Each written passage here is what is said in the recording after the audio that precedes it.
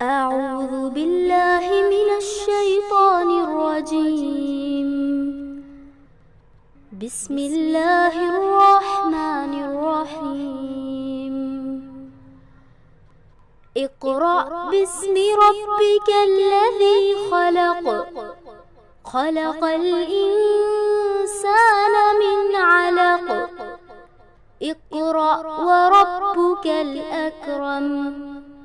الذي علم بالقلم. علم الإنسان ما لم يعلم. نحمده ونصلي على رسوله الكريم اما بعد فاعوذ بالله من الشيطان الرجيم بسم الله الرحمن الرحيم اللهم صل على محمد وعلى ال محمد كما صليت على ابراهيم وعلى ال ابراهيم انك حميد مجيد اللهم بارك على محمد وعلى ال محمد كما باركت على ابراهيم وعلى ال ابراهيم انك حميد مجيد سبحان اللہ وبحمدہ عدد خلقہ ورضا نفسہ وزینۃ عرشہ ومداد کلماتہ اللہ اکبر کبیرا الحمدللہ کثیرا سبحان اللہ بکرۃ وصیلا۔ میری تمام عزیز دینی بہنوں، آپ تمام کو السلام علیکم ورحمۃ اللہ وبرکاتہ۔ رب اشرح لی صدری ویسر لی امری واحلل عقدۃ من لسانی یفقہوا قولی رب زدنی علما رب یسر ولا تعسر وتمم بالخیر۔ سورہ بنی اسرائیل رکوع نمبر 11 اور آیت نمبر 94 ہے انشاءاللہ۔ جیسے کہ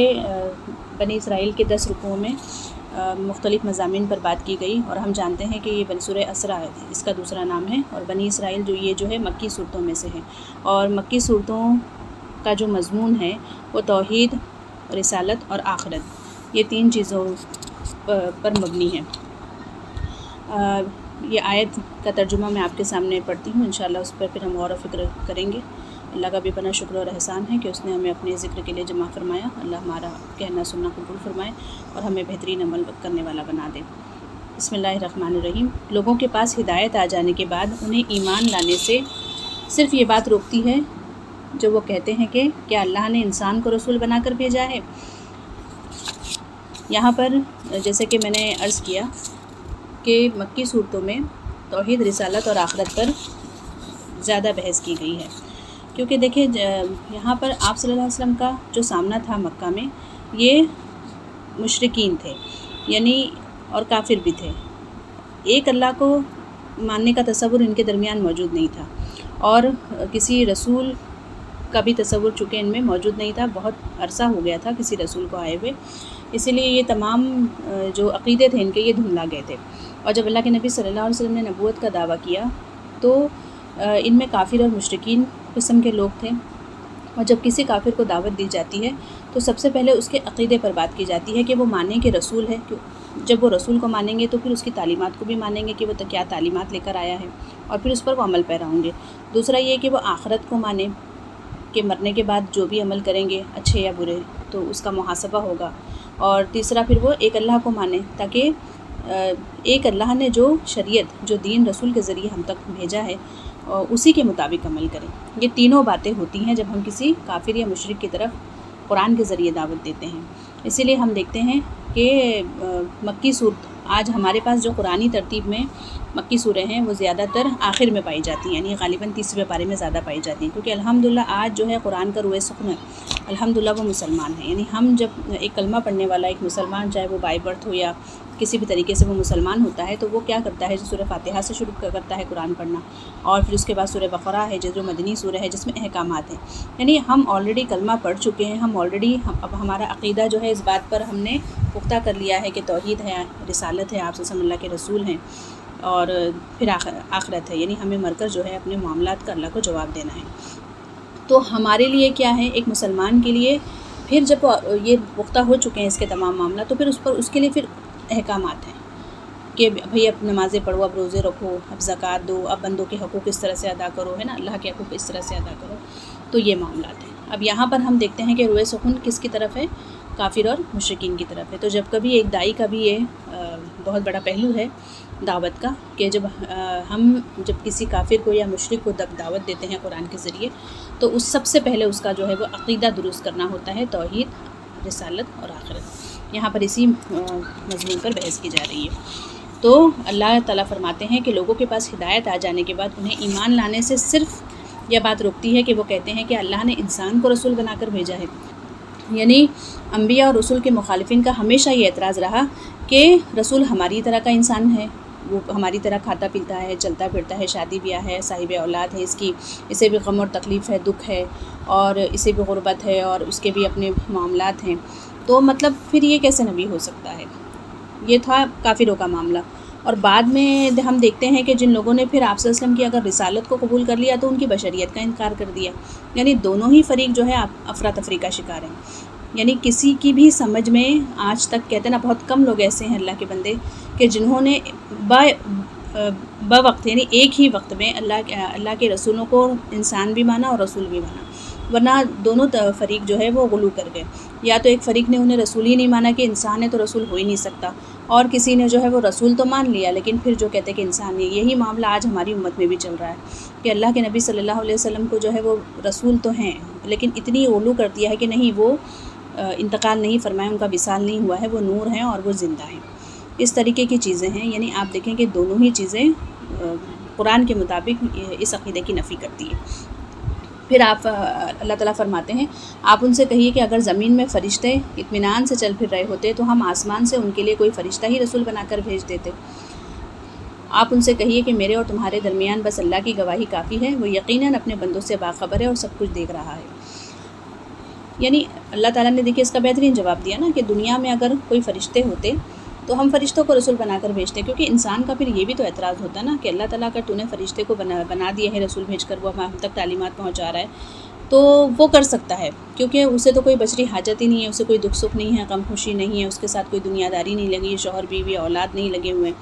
تو اس کے لیے تو آسان تھا شریعت پر عمل کرنا۔ ہم کیسے کر سکتے تھے بھئی؟ ہم تو انسان ہیں، ہمارے ساتھ بہت سارے فتنے اور آزمائشیں لگے ہوئے ہیں، تو یہ بھی ایک انسان اعتراض کر سکتا تھا۔ تو اسی لیے اللہ تعالیٰ نے یہاں پر بہت بہترین جواب دیا کہ اگر زمین میں فرشتے اطمینان سے چل بھی رہے ہو تو ہم آسمان سے ان کے لیے فرشتہ ہی رسول بنا کر بھیج دیں، لیکن چونکہ انسانوں کو انسانوں ہی کی طرح کا ایک انسان جب وہ کہتے ہیں نا کہ اس زندگی سے اور اس کے معاملات سے جب ڈیل کر کے بتائے گا تو وہ بہت اچھے طریقے سے سمجھ میں آ جائیں گے۔ اور چونکہ آپ صلی اللہ علیہ وسلم کی سیرت ہمارے سامنے آئینے کی طرح شفاف کہتے ہیں نا شیشے کی طرح ہمارے سامنے روشن ہے کہ کس طرح سے آپ صلی اللہ علیہ وسلم ہم دیکھتے ہیں کہ غم اور خوشی کے معاملات میں ایک انسان ہوتے ہوئے بھی انہوں نے اپنے الگ الگ طرح کے معاملات میں آپ دیکھیں غم میں خوشی میں چاہے وہ کتنے ہیں دکھ ہوں اور کتنی پریشانیاں ہوں، اپنے خاندانی معاملات ہیں، ایک شوہر، ایک اچھا باپ، ایک اچھا ساتھی، ایک اچھا دوست، یعنی ہر طریقے سے آپ صلی اللہ علیہ وسلم نے یعنی وہ ساری فیلنگز وہ رکھتے تھے جو ایک عام انسان رکھتا ہے۔ اور کس طریقے سے نہیں آپ سب نے یہ اس شریعت پر عمل کر کے بتا دیا کہ اللہ کے رسول صلی اللہ علیہ وسلم اگر اپنے ان تمام دین و دنیا کو جو ہے وہ ساتھ میں لے کے چل سکتے ہیں تو ہمارے لیے بھی اس میں کوئی تنگی نہیں ہے اور کوئی اس میں ہمارے لیے مسئلہ نہیں ہونا چاہیے۔ پھر آگے اللہ فرماتے ہیں، میرے اور تمہارے درمیان بس اللہ کی گواہی کافی ہے، یعنی اللہ تعالیٰ لطیف الخبیر ہے، وہ بخوبی ہم تمام کی نیتوں سے اور اس کے پیچھے چھپے باریک سے باریک چیزوں کو بہت اچھے طریقے سے جانتا ہے کہ کون سا کام کس نیت سے اور کس وجہ سے کیا جا رہا ہے۔ اور چونکہ اللہ کے رسول صلی اللہ علیہ وسلم اور عام انبیاؤں کا جو بھی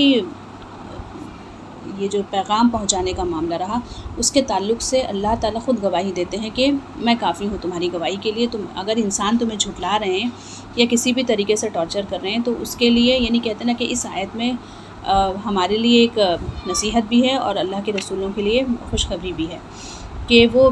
اللہ دیکھنے کے لیے کافی ہے۔ یعنی اللہ کے رسولوں کو اگر کوئی گواہی نہ بھی دے کہ انہوں نے ہم تک پہنچایا نہیں پہنچایا، وہ تو کل قیامت میں سورہ نساء میں آیت ہے نا کہ کیا ہوگا اس دن، کیسا ہوگا وہ دن کہ جب گواہوں کو بلایا جائے گا اور پھر ان کی گواہی کے لیے رسولوں کو بلایا جائے گا، تو وہ معاملہ بھی طے ہو جائے گا۔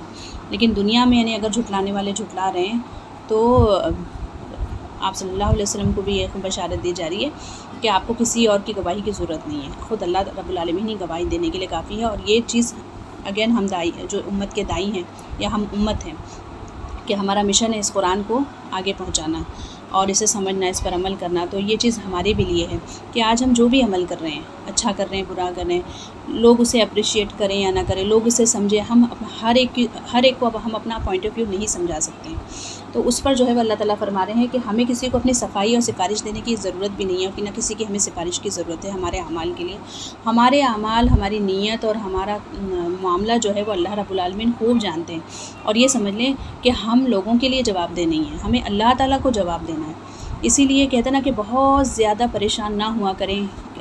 کہ لوگ سمجھ نہیں رہے اور ہم انہیں اپنے آپ کو پروف کرنے میں جو ہے اپنا وقت ضائع کر رہے ہیں، اپنی صلاحیتیں ضائع کر رہے ہیں۔ کہتے ہیں نا ہمیں اپنے آپ کو امپروو کرنا ہے میری بہنیں،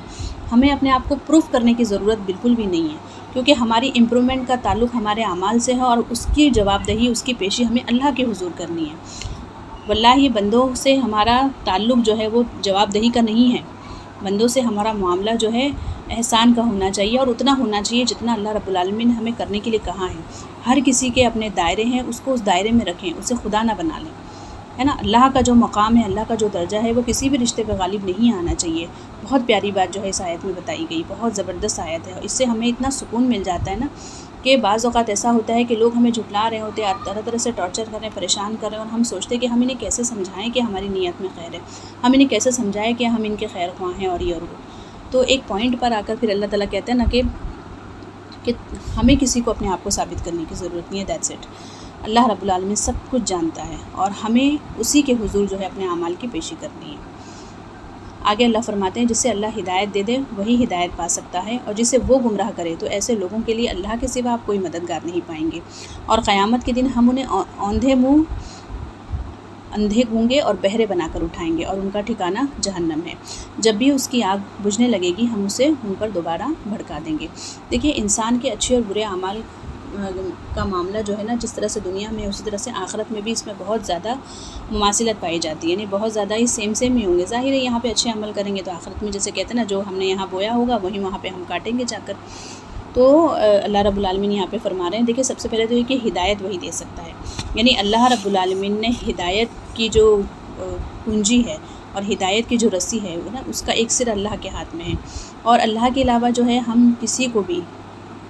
ہدایت نہیں دے سکتے۔ ہمارا کام جو ہے نا وہ صرف پہنچا دینا ہے۔ یہاں پر بھی دیکھیے امت کے لیے بہت بڑی بشارت ہے، اور دین کے داعین کے لیے بہت بڑی بشارت ہے کہ ہم اپنی جان ہلکا نہ کریں، اور یہ ہے کہ ہم نے جو بات پہنچائی ہے اس میں ظاہر خلوص ہونا چاہیے، ہم اس کے لیے ضرور دعائیں کریں۔ یعنی داعی کا اپنا ایک کردار ہے اور اس کا اپنا ایک کام ہے، وہ پورا اپنا بیسٹ ٹو بیسٹ 100% کرنے کے بعد پھر ہم جو ہے وہ اس کا معاملہ اللہ پہ چھوڑ دیں، کیونکہ ہدایت دینا ہمارے اختیار میں نہیں ہے۔ دیکھیے خود آپ صلی اللہ علیہ وسلم کے ابو چچا تھے ابو طالب، کتنے آپ سے حریص تھے کہ وہ ایمان لے آئے، لیکن وہ آخری دم تک انہوں نے ایمان نہیں لایا، اور آخر ان کا خاتمہ جو ہے شرک اور کفر پر ہوا۔ تو اللہ کے نبی صلی اللہ علیہ وسلم اسی طرح سے ہمیں قرآن میں بہت ساری جگہوں پہ آیتیں مل جائیں گے کہ اللہ کے نبی صلی اللہ علیہ وسلم بہت زیادہ حریص تھے امت کی ہدایت کے لیے، اپنی جان ہلکان کر دیتے۔ جیسے ہمیں سورہ کہف میں اور اس طرح کی بہت ساری الگ الگ آیتیں ہمیں مل جائیں گی کہ اللہ تعالیٰ خود کہتے ہیں کہ نبی ایسا لگتا ہے کہ تم ان کے پیچھے اپنی جان ہی ہلاک کر لیں گے کہ یہ ایمان نہیں لاتے۔ تو یہاں پر بھی اس آیت میں یہی اشارہ دیا گیا ہے کہ آپ کو اپنی جان ہلکان کرنے کی ضرورت نہیں ہے۔ تو ما انزلنا علیک القرآن لتشقی، ہے نا، اس میں بھی اللہ تعالیٰ نے یہی فرمایا اللہ کے نبی صلی اللہ علیہ وسلم کو کہ ہم نے یہ قرآن آپ پر اس لیے نازل نہیں کیا ہے کہ آپ جو ہے وہ ہلاکت میں پڑ جائیں اور آپ جو ہے مشقت میں پڑ جائیں۔ مراد یہ کہ ہمیں اپنا کام کرنا ہے ویل ڈسپلن طریقے سے، مینجمنٹ کے طریقے سے، احسن طریقے سے، لیکن کسی کو ہدایت دینا، ہاتھ پکڑ کر جو ہے اسے گمراہی سے نکالنا، لا اکراہ فی الدین، یہ بھی ایک آیت ہے جو اشارہ کرتی ہے کہ دین میں کوئی زور زبردستی نہیں ہے۔ اچھے اخلاق کے ذریعے، اچھے اعمال کے ذریعے، ہے نا، ہم جو ہے وہ لوگوں کو اللہ کی طرف بلائیں۔ لیکن اگر کوئی نہیں آ رہا ہے تو پھر اس کا معاملہ وہ اللہ کے ذمہ ہے، وہ اللہ تعالیٰ جسے چاہے ہدایت دے گا، ہمیں اس کے بارے میں نہیں باز پرس کی جائے گی۔ قرآن میں دیکھیے دوسری جگہ بھی آیت ہے نا کہ اللہ فرماتے ہیں نا کہ تلک امۃ قد خلت لہا ما کسبت ولکم ما کسبتم ولا تسألون عما کانوا یعملون، کہ جو گزرتی جا رہی ہیں امتیں ہیں نا، جو لوگ دنیا میں آ رہے ہیں اور چلے جا رہے ہیں، تو ان کے اعمال کے بارے میں تم سے نہیں پوچھا جائے گا۔ وہ جو گزر چکے، بہت سے لوگ گزر جائیں گے۔ تو یہ بہت تسلی والی بھی بات ہے کہ ہم نے جو ہے اپنے دعوت کے نتیجے پر نہیں دھیان دینا ہے میری بہن، ہم نے صرف دعوت کس طریقے سے پرخلوص طریقے سے اور اپنا بیسٹ ٹو بیسٹ کرتے ہوئے یہ کام کرنا ہے اللہ کی رضا کے لیے خالص ہو کر، بس اس چیز پر ہم نے دھیان دینا ہے، اپنے آپ کو امپروو کرنا ہے، اور دعوت میں جو بہترین مؤثر طریقے ہو سکتے ہیں الگ الگ، جیسے آج ہے نا سوشل میڈیا ہم پلیٹ فارم یوز کریں، یعنی الگ الگ جو بھی طریقے ہو سکتے ہیں ان طریقوں پر دھیان دے، اپنی سکلز پر دھیان دے کہ ہمیں ظاہر ہے ہر کسی میں اللہ نے الگ الگ صلاحیت دی ہے، تو کوئی قلم کے ذریعے، کوئی زبان کے ذریعے، کوئی اور طریقے سے، تو کس طریقے سے ہم اپنا شیئر یعنی اپنا حصہ ہم دین میں لگا سکتے ہیں، اس چیز پر دھیان دیں۔ ہمیں بالکل اس چیز میں اپنے آپ کو ہلاک نہیں کرنا چاہیے کہ یار ہم تو اتنی دعوت کا کام کر رہے ہیں، ہم اتنی خیر پھیلا رہے ہیں، ہم اتنی نیکی پھیلا رہے ہیں، یا فار ایگزامپل ہم نے ایک ویڈیو اپلوڈ کی بٹ یار اس کے تو ویورز اتنے زیادہ نہیں ہیں، اور ایک جب کہتے ہیں نا کہ کوئی گندی اور اس طرح کی فحش ویڈیو ہوتی ہے تو اس میں ملین ویوز چلے جاتے ہیں، تو ہمارا یہ کام نہیں ہے میری بہنیں کہ کتنے ویوز آ رہے ہیں، کتنے ہم نے مان لیجیے ایک ہال میں بہت بڑا پروگرام کیا، اب ہمارا ٹارگیٹ تھا کہ 2000 لوگ آئیں لیکن نہیں آئے، 500 ہی لوگ آئے، 200 ہی لوگ آئے، تو ہمیں اس پر بالکل دل گڑنا نہیں چاہیے۔ یقین مانیں ہم نے اپنا 100% کیا اور ہمارا اجر اللہ کے ذمہ ہے۔ دیکھیے نوح علیہ السلام کی بہت زبردست مثال ہے اس میں میری بہنیں، کہ نوح علیہ السلام نے 950 برس دعوت کا کام کیا تھا، اور اس کے مقابلے میں کتنے لوگ ایمان لائے تھے نا، چند لوگ، اللہ تعالیٰ قرآن میں فرماتے ہیں کہ چند لوگ ایمان لائے تھے اس پر، لیکن کیا ان کا اجر جو ہے وہ کم ہو گیا؟ 950 برس میری بہنیں، کیا ان کا اجر کم ہو گیا؟ نہیں، اللہ کے اجر میں کہتے ہیں نا اللہ پوری سیلری دیں گے ہمیں، چاہے ہم وہ پروڈکٹ بیچنے میں کامیاب ہوئے یا نہ ہوئے، اللہ کی طرف سے کوئی اجر میں کمی نہیں کی جائے گی، وہ اجر ناپا جائے گا ہماری کوششوں پر اور ہماری نیتوں پر، ہمارے اخلاص پر اور ہمارے تقوی اور عمل پر۔ تو اللہ تعالیٰ ہمیں ان 4 چیزوں کو کہتے ہیں نا کہ دلیل بنا کر ہمیں دعوت کا کام کرنے والا بنائے، اس کے بعد اس دعوت کے کیا نتیجے نکل رہے ہیں، نہیں ہو رہے، کم ہو رہا ہے، زیادہ ہو رہا ہے، یہ ہماری فکر کا موضوع نہیں ہونا چاہیے، کیونکہ ہدایت صرف اور صرف اللہ کے اختیار میں ہے، اور اللہ بہتر جانتے ہیں، چونکہ ہم انسان ہیں میری بہنیں، ہمیں تو کہتے ہیں نا کہ ظاہر کا ہی نہیں پتہ ہے کسی کے، ہم باطن میں کیا کسی کے جھانکیں گے۔ اللہ رب العالمین ہی صرف وہی ہستی ہے جو ظاہر اور باطن اور اس کے تمام معاملات سے انسان کے واقف ہے، اور وہ جانتا ہے کہ کون ہدایت کا مطلوب ہے، کون ہدایت چاہتا ہے اور کسے ہدایت ملنی چاہیے۔ کیونکہ ہدایت بڑی قیمتی چیز ہے میری بہنیں، اور بار بار مانگی جانے والی چیز ہے، جیسے کہتے ہیں نا کہ باتی کو جلتے رہنے کے لیے بار بار تیل آئلنگ کرنی پڑتی ہے ورنہ باتی بجھ جائے گی۔ اسی طرح سے الحمدللہ ہم سورہ فاتحہ پڑھتے ہیں تو دن میں 5 مرتبہ اور اس سے کئی زیادہ مرتبہ ہم اہدنا الصراط المستقیم اللہ سے مانگتے ہیں کہ نہیں مانگتے ہیں؟ تو کیوں اس طرح سے معاملہ ہے؟ ہم نے ایک مرتبہ کلمہ پڑھ لیا، ایک مرتبہ ہدایت مانگ لی، اور الحمدللہ مان لیجیے اللہ نے ہمیں ہدایت بھی دے دی، تو ہمیں کیا ضرورت ہے بار بار ایک ہی چیز کو مانگنے؟ کیونکہ یہ بار بار مانگی جانے والی چیز ہے، اور جو بار بار مانگتا ہے نا اس شدت سے، اور اس سے وہ اس کی ضرورت کو محسوس کرتا ہے، صرف اسی کو ہدایت دی جاتی ہے، کیونکہ یہ بڑی قیمتی چیز ہے۔ ورنہ کافروں کو تو اللہ نے آپ دیکھیں دنیا کی چیزیں، مادی چیزیں کتنی بھر بھر کی دی ہوئی ہیں، کیسے بڑے بڑے ملینر اور بلینر لوگ آپ کو دنیا میں ملیں گے جو کافر کیا ناستک بھی ہیں، لیکن دنیا کی چیزوں کی اوقات اللہ کے نزدیک نہیں ہے نا میری بہنوں۔ اللہ کے نزدیک ہدایت بڑی قیمتی چیز ہے، اور وہ انہی بندوں کو دیتا ہے جو وہ ڈیزرو کرتے ہیں، اور پھر اللہ آگے فرماتے ہیں جسے وہ گمراہ کرے۔ دیکھیے گمراہی کی نسبت بھی اللہ تعالیٰ نے اپنی طرف کی ہے، یہ قرآن میں نا بہت خوبصورت آیتوں میں سے ہیں، اور اس کو بعض اوقات ہے نا جو ظاہر کم علمی کی وجہ سے ہم دھوکہ کھا جاتے ہیں ان آیتوں پر، ان آیتوں کو دلیل بنا کے بہت سے لوگ جو ہے نا سارے ہی اپنی گمراہی کا معاملہ اللہ کے ذمہ ڈال دیتے ہیں نعوذ باللہ، جبکہ یہ اس سے بڑی گمراہی ہے۔ وہ کہتے ہیں کہ جب اللہ ہدایت دے گا، اب اللہ ہی ہدایت نہیں دینا چاہ رہا ہے تو پھر ہم کیا کر سکتے ہیں نا۔ تو اصل میں یہاں پہ سمجھنے والی بات یہ ہے میری بہنیں کہ گمراہی کی نسبت کیوں اللہ نے اپنی طرف رکھی، کہ دیکھیے گمراہی کے جتنے اسباب اللہ نے بنائے ہے نا، مان لیجیے اگر ایک چور چوری کر رہا ہے تو چوری کرنے کے لیے اگر وہ سامان اسباب ہی نہ ہو، اسے وہ عقل ہی نہ ہو، اس کی وہ صلاحیت ہی نہ ہو، کیونکہ چوری کرنے کے لیے بھی تو نقل کے لیے بھی تو عقل کی ضرورت ہوتی ہے کہ نہیں ہوتی میری بہن؟ ہر کوئی تو یہ کام نہیں کر سکتا نا۔ تو وہ سارے اسباب، صلاحیت، عقل، یہ تمام چیزیں اللہ کی ہی دی ہوئی ہیں۔ کہتے ہیں نا کہ ہم انسان کی کوئی حیثیت اور اوقات نہیں ہے، ہم جو اپنے آپ کو اپنی بڑی بڑی باتیں کرتے ہیں نا، اور بڑی بڑی اپنے آپ کو بڑی چیز سمجھتے، تو اگر ہم غور و فکر کریں نا تو دیکھیے گمراہ یعنی آپ کو اللہ فرما رہے ہیں کہ تم جو کہتے ہو نا میں تو یہ کر دوں، میں نے تو وہ کیا، میں تو یہ تکبر کرتا ہے، پھولتا ہے، کرتا ہے، تو آپ سوچیں کہ ہم یہ دیکھیں کہ گمراہی یعنی برا کام بھی کرنے کی ہماری کوئی حیثیت اور اوقات نہیں، اللہ کہ اللہ اس کا مسبب الاسباب ہے۔ یہ دنیا کی زندگی اور اس کا کارخانہ ہی تو آپ دیکھیں نا کہ اس پر ہے نا کہ خیر و شر اللہ نے پیدا کر دیا، اگر اللہ شر ہی پیدا نہ کرتا تو ہمیں کیسے پتہ چلتا کہ خیر کیا ہے اور شر کیا ہے؟ تو میری بہنوں برائی کے بھی تمام اسباب پیدا کرنے والی ذات اللہ تعالیٰ کی ہے،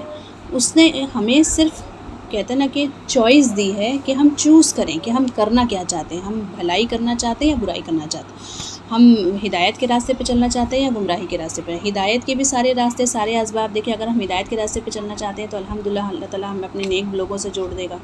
ہمیں ایسی محفلوں میں لے جائے گا، اور ہمیں ایسے ایسے آئیڈیاز دے گا، ہم سے ایسے ایسے کام کروائے گا، ہے نا، سب اللہ تعالیٰ کی ذات۔ اسی طرح سے انسان اگر برائی کی طرف جانا چاہتا تو آپ دیکھیں اسے ایسے برے صحبتیں بھی میسر ہو جائیں گی، پھر وہ پارٹیز، کلب اور وہ سارے ڈانسنگ اور وہ تمام چیزیں آپ دیکھیں کہ وہ بھی اس کو میسر ہو جائیں گے۔ وہ چیزیں کہاں پائی جاتی ہیں، اس کے ٹھکانے، اس کے اڈے، اس کے پتے بھی سب اس کو مل جائیں گے۔ اور یہ ساری چیزیں کریٹ کس کی ہوئی ہے نا، کریٹر تو اللہ رب العالمین کی ذات ہے۔ تو ہماری تو سچ میں میری بہنیں کوئی حیثیت اور اوقات نہیں ہے۔ بعض اوقات ہے نا کہ اختیاری مخلوق ہونے کے باوجود بھی ہمارا کوئی اختیار نہیں ہے کسی چیز پر،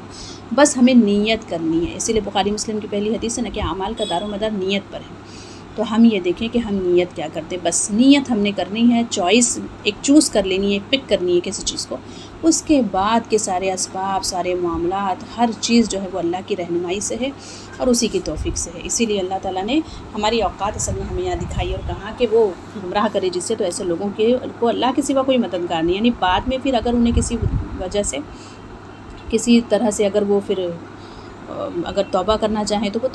توبہ کی توفیق بھی اللہ کی طرف سے ہے، اور توبہ قبول کرنے والی ذات بھی اللہ تعالیٰ کی ہے نا میری بہنیں۔ آپ دیکھیں انسان کا معاملہ ایسا ہے کہ انسان بڑا کمزور، بڑا تھوڑدلا، بڑا محتاج اور کہتا ہے بڑا کمزور واقع ہوا ہے۔ اللہ تعالیٰ کی جو اعلیٰ ظرفی ہے، آپ دیکھیں کہ 99 قتل کرنے کے باوجود اس شخص کو اللہ تعالیٰ نے جنت عطا فرمائی ہے نا، ہم جانتے ہیں نا وہ لمبی حدیث کا ٹکڑا۔ تو اللہ سے بڑھ کے اعلیٰ ظرفی کسی انسان کی ہو ہی نہیں سکتی میری بہنیں۔ ہم انسان بہت ساری غلطیاں کرتے ہیں، گناہ کرتے ہیں، لیکن ہم جب کسی انسان کے سامنے توبہ کرتے ہیں، گڑگڑاتے ہیں، تو آپ کو کیا لگتا ہے کہ وہ بھول جاتا ہے، وہ معاف کر دیتا ہے؟ ہو سکتا ہے وقتی طور پہ معاف کر دیتا ہو، لیکن پھر زندگی میں آپ دیکھیں پھر کوئی غلطی ہو یا گناہ ہم سے سرزد ہو جائے تو انسان ایسا ہے کہ وہ پورے کہتے ہیں نا کہ جنم بھر کے سارے گناہ وہ پھر سے قریت کے سارے کڑے مردے اکھاڑ کے ہمارے سامنے لا کے کھڑا کر دیتا ہے کہ تم نے فلاں وقت پہ یہ بھی کیا تھا، یہ بھی کیا تھا، یہ بھی کیا تھا، جبکہ بات ابھی اس وقت کی غلطی کی ہوتی ہے۔ بات ٹھیک ہے کہ نہیں ٹھیک ہے میری بہنیں؟ تو انسان کا تو معاملہ یہ ہے، وہ کہتے ہیں نا کہ ذرا سی لغزش پر توڑ دیتے ہیں تعلق زمانے والے، تو ایسے ویسوں سے بھی تعلق بنا کے رکھنا کمال ہے۔ تو اللہ رب العالمین کا کہنا واقعی بہت بڑا کمال ہے کہ وہ اپنے بندوں کو ایسے معاف کر دیتا ہے جیسے کبھی کچھ ہوا ہی نہیں، اور وہ دہراتا بھی نہیں،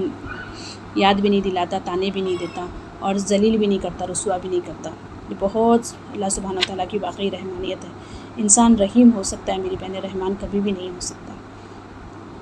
پھر آگے اللہ فرماتے ہیں قیامت کے دن ہم انہیں اوندھے منہ، یعنی ظاہر ہے جب دنیا میں اگر انسان نے دیکھ کر بھی کچھ نہیں دیکھا تو وہ کل قیامت میں بھی اسے کچھ نہیں دکھائی دے گا، پھر وہ اندھا ہی اٹھایا جائے گا۔ یہاں پر اگر سچ بات بولنے کی گویائی اللہ نے عطا فرمائی تھی، عقل سلیم دی تھی، لیکن صرف اپنے خواہشات نفس کی بنا پر اور اگر خود غرضی اس نے اختیار کی تو ظاہر ہے کل قیامت میں وہ گنگا اٹھایا جائے گا۔ اور اسی طرح سے اچھی حق باتیں اس نے سنی اور سن کر جو ہے وہ انسنی کر دی، صرف اپنی خواہشات نفس اور شیطان کے قدموں کی پیروی کی، تو کل قیامت میں بھی اسی طرح سے بہرا ہی اٹھایا جائے گا۔ اللہم لا تجعلنا منہم۔ تو یہ پھر جو ہے وہ اللہ آگے فرماتے ہیں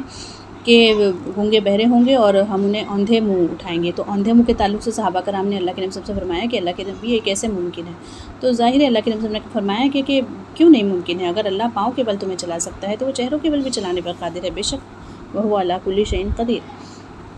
پھر آگے جو ہے اللہ فرماتے کہ اسے جہنم میں پھینک دیا جائے گا، جب بھی اس کی آگ بجھنے لگے گی ہم اسے ان پر اور بھڑکا دیں گے۔ مطلب ذرا سی بھی وقفہ ایسا نہیں ہوگا کہ وہ ریسٹ کر لیں تھوڑا سا بھی آگ کے عذاب سے بچنے کے لیے۔ اللہم اجرنا من النار، اللہم اجرنا من النار، اللہم اجرنا من النار، یعنی مسلسل وہ دائمی عذاب میں ہوگا۔ اور دیکھیے میری بہنیں، یہ کہتے ہیں نا کہ اس گناہ کی بات ہے کہ ہدایت سامنے آ جانے کے بعد، حق بات کھل جانے کے بعد، یعنی یہ کس چیز کی سزا بتائی جا رہی ہے نا؟ تو یہاں پر کیا ہے کہ رسالت کا انکار کرنا، رسولوں کو نہ ماننا، ان کی تعلیمات کو نہ ماننا، اور جو ہے اسے جھٹلا دینا، دنیا کی زندگی میں مست ہو جانا، گمراہی کو چننا ہے نا، یہ وہ گناہ ہے، یعنی رسالت کا انکار۔ اس لیے دیکھیں ایمان کے 6 اراکین میں سے ہے نا تمام رسولوں کو بھی ماننا، اس میں سے ایک بھی اگر ہم نے کفر کیا تو تمام ارکان کا کفر کیا گویا۔ تو یہاں پر یہ کس گناہ کی سزا کے بارے میں بات ہو رہی ہے کہ ہم اسے دائمی عذاب دیں گے، خالدین فیہا، ہے نا، کہ ہمیشہ اس میں وہ رہے گا، کہ یہ وہ گناہ ہے کہ جس میں رسولوں کو ماننے سے انکار کیا جا رہا ہے، آخرت کا انکار کیا جا رہا ہے۔ اور رسولوں کو نہ ماننا صرف میری بہنیں یہ نہیں ہے کہ ہم نے زبانی تو کچھ نہیں کہا اور ہم زبانی تو اقرار کرتے ہیں کہ لا الہ الا اللہ محمد رسول اللہ، ہے نا، لیکن نہیں، اصل میں یہ بات ہے کہ تعلیمات جو آپ صلی اللہ علیہ وسلم لے کر آئیں، ان تعلیمات کو ہم نے اپنی زندگی پر کتنا نافذ کیا ہے۔ ان تعلیمات کو ہم کتنا فالو کر رہے ہیں، ان تعلیمات کو فالو کر کے ہم کتنا لوگوں تک پہنچا رہے ہیں، ان تعلیمات کو ہم کن کن لوگوں کے لیے پسند کرتے ہیں، اور جو ہماری زمین پہ جو کفر کا قانون ہے اس کو بدلنے میں اور ان تعلیمات کو نافذ کرنے میں ہم کتنی بھاگ دوڑ کر رہے ہیں، یہ اصل اس کا معاملہ ہے۔ تو میری بہنیں، ہم سب اپنا اپنا جائزہ لیں کہ ہم اس میں کہاں ہیں اور ہم اس میں کتنی کوشش کر رہے ہیں۔ اللہ تعالیٰ ہمیں اس عذاب سے اور اس جہنم سے ہمیں اپنی پناہ میں رکھے۔ ہماری اعلیٰ اولاد و ذریت کو جو ہے ہمیں میری بہنیں یہ تعلیمات یہ سکھا کے جانا ہے، ان کو ہم نے اویئر کرنا ہے، ان کو ہم نے ایجوکیٹ کرنا ہے کہ صحیح معنوں میں رسول کو ماننا اور آخرت کو ماننا دراصل کس معنی میں ہے۔ یہ ان کا بدلہ ہے، کیونکہ انہوں نے ہماری آیت کا انکار کیا اور کہا کہ جب ہم ہڈیاں اور ریزہ ریزہ ہو جائیں گے تو کیا سر نو پیدا کر کے اٹھائے جائیں گے۔ دیکھیے، ابھی ہم نے بات کی کہ لوگوں کا عقیدہ کمزور ہے۔ آج الحمدللہ ہم زبانی تو دعویٰ کرتے ہیں کہ لا الہ الا اللہ محمد رسول اللہ، لیکن ہمارے اعمال اور ہماری جو تعلیمات جو میں نے بات کی وہ کیوں ہماری زندگیوں پہ نافذ نہیں ہیں، اور کیوں ہمیں ایسا لگتا ہے؟ اس کا سب سے بڑا منبع یہ ہے کہ کمزور عقیدہ اور ایمان۔ یعنی ہمیں یہ ہے کہ ٹھیک ہے نا، جو ہوگا پھر دیکھا جائے گا، تو میری بہنیں پھر جو ہوگا نا وہ دیکھا نہیں جائے گا۔ اور واپس دیکھیے، قرآن میں بہت ساری جگہ آیتیں ایسی قرآن میں موجود ہیں کہ اللہ تعالیٰ ہمیں ایک گھڑی کے لیے دنیا میں بھیج دے کہ ہم نیک بن جائیں اور پھر واپس آ جائیں۔ تو ان کا تو اصل مسئلہ کیا ہے کہ انسان اس بات کو، یعنی اس کے دماغ سے اور حلق میں اور حلق سے جو ہے نا گلے سے نیچے یہ بات نہیں اترتی ہے کہ جب ہم ہڈیاں اور ریزہ ریزہ ہو جائیں گے، یعنی کس طرح سے انسان جب فنا ہو جائے گا تو کیسے یہ پاسبل ہے، یہ اس کی پاسبلٹیز کتنی ہے۔ جیسے دیکھیے، موت تک کا تو سرا ہمارے ہاتھ میں ہے نا، موت تک کا سارا معاملہ جو ہے ہمارے، یعنی موت آئے گی اس حقیقت کو ہم نہیں جھٹلاتے۔ کیوں؟ کیونکہ موت ہم اپنی آنکھوں سے دیکھتے ہیں لوگوں کی، ہم اپنے ہاتھوں سے اپنے عزیزوں کو قبر میں اتارتے ہیں نا، تو یہاں تک کا معاملہ ہمیں سمجھ آتی۔ لیکن اس کے بعد کا معاملہ چونکہ ابھی غیب میں ہے، تو اصل مسئلہ تو غیب کا ہی ہے نا میری بہنوں۔ دیکھیے، سورہ بقرہ میں سب سے پہلی شرط کیا رکھی کہ وہ غیب پر ایمان لاتے ہیں۔ تو یہاں پر جو ہے نا غیب پر ایمان لانے کا معاملہ ہمارا ذرا خلط ملط ہے۔ تو جس کا جتنا پختہ ایمان غیب پر ہوگا نا، وہ اپنے اعمال میں کبھی بھی رعایت نہیں برتے گا، وہ کبھی بھی دھوکے کا شکار نہیں ہوگا پھر کہ ہاں ہوگا یا نہیں ہوگا، پھر وہ دیکھا جائے والا معاملہ ہوگا ہی نہیں پھر کبھی بھی۔ اللہ تعالیٰ وہ عقیدہ، وہ ایمان، اور وہ کہتے ہیں نا کہ وہ ایمان ہمیں ایسا پختہ عطا فرما دے کہ واقعی ہماری زندگیوں میں انقلابی طور پر وہ عمل آ جائے۔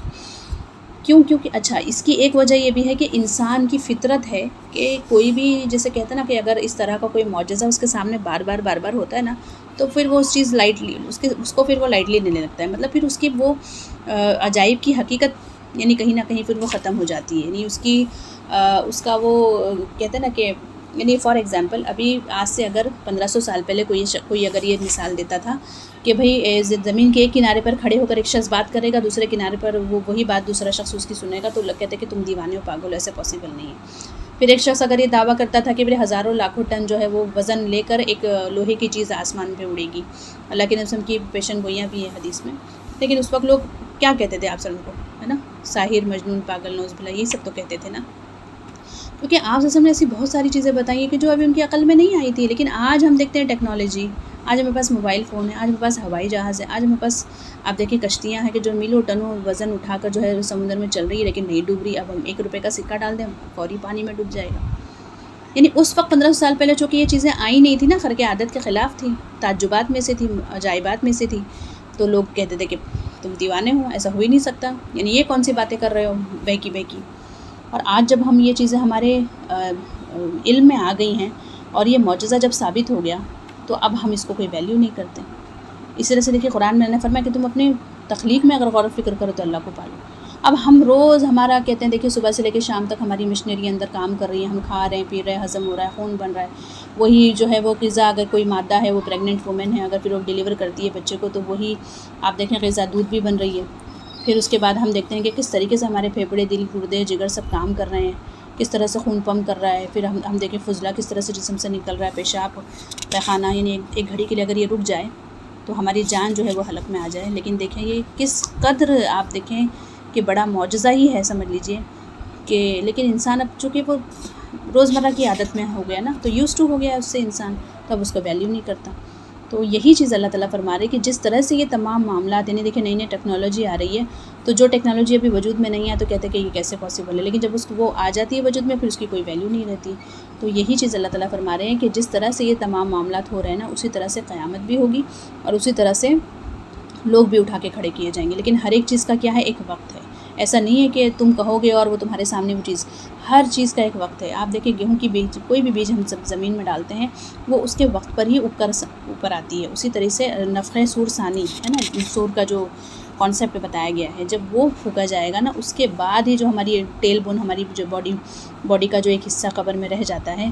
اس پر جب وہ بارش برسے گی نفخہ سور ثانی کے بعد، اور بارش کے بعد پھر وہ جب سور پھونکا جائے گا تو اس سے جو ہے وہ بون ٹین سے ہم ایسے گرو کر کے اوپر آ جائیں گے زمین کے، جیسے کہ نباتات آتے ہیں۔ جیسے آج نباتات دیکھیے ہم اپنی آنکھوں سے دیکھ رہے ہیں، لیکن ہم دیکھ کے یوز ٹو ہو گئے تو کوئی ویلیو نہیں کرتے۔ تو یہی بات ہے، اللہ تعالیٰ ہمیں پختہ ایمان نصیب فرمائے۔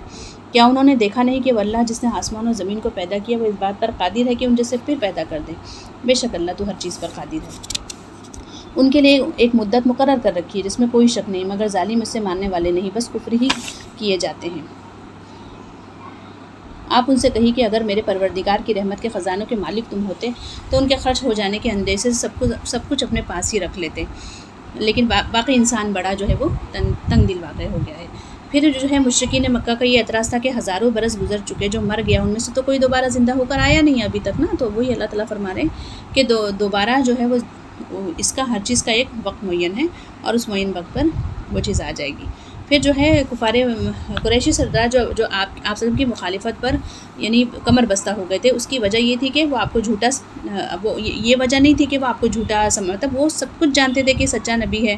اور دعوت کے دلائل بھی ان کے سامنے تھے، سب کچھ تھا۔ آج بھی دیکھیے بہت سارے لوگ ہیں دین کو سمجھتے ہیں، اسلام کو سمجھتے ہیں، ایون دیکھیے ہمارے بھی معاملات جو غلط ملت ہے نا، تھوڑا ہم نے یہ کلچر کو لے لیا، تھوڑا وہاں سے اڈاپشن، تھوڑا دل چاہتا ہے وہ کر لیتے ہیں۔ تو مسئلہ کیا ہے؟ اصل یہی ہے نا، خواہشات نفس۔ تو انہیں پتہ تھا کہ ان کی اصلی وجہ یہ نہیں تھی کہ وہ اللہ کے نبی صلی اللہ علیہ وسلم کو جھوٹا مانتے تھے یا دعوت کی دلیلیں ان کی سمجھ میں نہیں آ رہی تھی۔ ایسے کتنے دیکھیے سیرت میں واقعات ملتے ہیں کہ وہ قرآن سنتے تھے اور آپس میں باتیں کرتے تھے کہ ہاں بھائی یہ جو بول رہا ہے یہ ٹھیک ہے نا، بٹ ابھی کیا کریں گے، مان لیں گے تو پھر ساری چودراہٹیں اور سارا اکنامکس اور سارا پالیٹکس تو سب پھر ہاتھ سے چلا جائے گا نا، کرسی کا ہی کھیل ہے سارا۔ تو انہیں پتہ تھا کہ اگر وہ اسلام قبول کر لیں گے تو ان کی ساری یہ چودراہٹیں وہ چھن جائیں گی، اور پھر پیغمبر اسلام کے تابع ہو کر رہنا پڑے گا، یعنی ماتحت ہو جانا پڑے گا، سارا اپنی منمانی جو ہے پھر وہ کرنے نہیں ملے گی۔ پھر ہم دیکھتے ہیں کہ کعبے کی تولیت ان کے پاس تھی، جس کی وجہ سے عرب بھر میں جو عزت اور وقار تھا ان کا ہے نا، سرداریاں تھیں اور شہرت اور نام ہے نا، یہ ساری چیزیں تھیں، تو یہ بھی چھن جاتا۔ اور اس کے بعد جو ہے وہ اسی لیے وہ چاہتے تھے کہ سارا معاملہ اسلامی کو ختم کر دے، تاکہ جو ہے ہمارا دنیا کی زندگی میں یہ جو سٹیٹس ہے ہمارا ہے نا، سٹیٹس کے لیے آپ دیکھیں کتنا مرتے ہیں لوگ۔ بہت سے لوگ آپ کو دنیا میں ملیں گے ان کے پاس پیسوں کی کمی نہیں ہے، لیکن وہ کس چیز کے لیے مر رہے ہیں؟ وہ سٹیٹس کے لیے مر رہے ہیں۔ انسان کے اندر کہتے ہیں نا یہ ساری کمزوریاں اللہ نے رکھی ہے، یہی اس کی آزمائش کا معیار۔ تو بہت سے لوگ ہیں نا صرف اپنے سٹیٹس کے لیے، آپ دیکھیں بچوں کی فیس بھرنے کے لیے پیسے نہیں ہے، قرضہ کریں گے، ایون زکوٰۃ تک لیتے ہیں، لیکن وہ مہنگی اسکول میں بھیجنا ہے کیونکہ لوگوں کے آگے سٹیٹس مینٹین کرنا ہے نا۔ کھانے کے لیے پیسے نہیں ہیں، لیکن دعوتیں بھرپور کرنی ہے، بھرپور کروڑوں کی شادیاں کرنی ہے تاکہ معاشرے میں ایک سٹیٹس بنا رہے۔ پہننے کے لیے قیمتی کپڑے، سارا لون لیا ہوا، سارا قرض میں ہے، معاملہ چل رہا ہے، لیکن قیمتی کپڑے پہن کے شادی میں جانا ہے بیکاز لوگوں کے سامنے سٹیٹس مینٹین کرنا ہے۔ تو یہ ساری چیزیں انسان کو تباہی کے دہانے پر لا لیتی ہے، اور ہمارا اسلام کہتے ہیں نا کہ ریاکاری سے اور ان تمام باتوں سے اللہ کی پناہ ہے۔ اللہ کہتے ہیں نا ریاکاری ایسا عمل ہے جو شرک کی کہتے ہیں نا ایک جڑ ہے، ایک برانچ ہے ریاکاری شرک کی، اور انسان جب اس میں ملوث ہو جاتا ہے نا اس کے تمام اعمال تباہ و برباد کر کے رکھ دیے جاتے ہیں۔ اللہم طہر قلبی من النفاق وعملی من الریا۔ اللہ تعالیٰ ہمارے ہر عمل کو جو ہے ریا سے بچائے، اور اپنی رضا کے ساتھ اپنے عمل کو جو ہے اللہ کی رضا کے لیے اخلاص کے ساتھ اسے ہم کرنے والے بن جائیں، اور یہ سٹیٹس کے کہتے ہیں نا کہ دھوکے سے اللہ ہمیں اور ہماری نسلوں کی حفاظت فرمائے، تمام امت کی حفاظت فرمائے۔ تو وہ اللہ تعالیٰ فرما رہے ہیں کہ دیکھو انسان کا معاملہ ایسا ہے کہ اگر زمین بھر کے خزانہ بھی اس کے پاس ہوگا تو وہ کسی کو پھوٹی کوڑی نہیں دے گا۔ یہ بھی یہ کہتے ہیں نا انسان کی فطرت کی کمزوری کی طرف اشارہ کیا جا رہا ہے کہ انسان جو ہے نا بہت کم ایسا ہوتا ہے کہ دینے والا ہوتا ہے۔ اس لیے دیکھیں تاریخ میں ہمیں بہت بڑے بڑے بادشاہ ملتے ہیں، لیکن کتنے بادشاہ ہیں کہ جو کہ انصاف اور منصف تھے؟ سلیمان علیہ السلام، داؤد علیہ السلام کے سوا اور کون ہے؟ فرعون کا معاملہ کیا تھا؟ اور بھی ہم اگر جو ہسٹریکلی بات لگے دنیا پرستوں کی بات کریں تو کیا تھے؟ زیادہ تر ظالم اور جابری تھے، ہے نا، رعایا کا مال لوٹ کر کھانے والے تھے۔ آج بھی جو ہماری دیکھیں جو حکومت کر رہے ہیں، حاکم ہمارے اوپر ہیں، ان کا بھی کیا معاملہ ہے، ہمارا ہی خون چوسنے پر تلے ہوئے ہیں۔ تو یہ انسان کی فطرت، اس کی تھوڑدلی ہے کہ وہ کیا کرتا ہے، وہ لوگوں سے سوچتا ہے کہ کتنا پال لوں میں، ہے نا، مجھے اپنے پاس سے کچھ نہ دینا پڑے۔ تو یہ کہ اللہ تعالیٰ فرما رہے ہیں کہ اللہ کا بہت کرم اور احسان ہے کہ اس نے ہر قسم کے خزانوں کی کنجی اپنے پاس رکھی ہے، اور پھر اس میں سے وہ جسے چاہتا ہے، جب چاہتا ہے اور جتنا چاہتا ہے، پھر وہ اسے نوازتا ہے۔ اللہ تعالیٰ اللہم افتح لی ابواب رحمتک والفضلک والخیر والرزق والسعادہ من حیث لا احتسب۔ اس دعا پر میں اپنی بات کو ختم کروں گی۔ اللہ تعالیٰ جو ہے وہ ہمیں اخلاص عطا فرمائے، اور جو بھی ہم نے سنا اللہ تعالیٰ ہمیں اس پر عمل کرنے کی توفیق عطا فرمائے۔ جزاک اللہ خیر۔ السلام علیکم ورحمۃ اللہ وبرکاتہ۔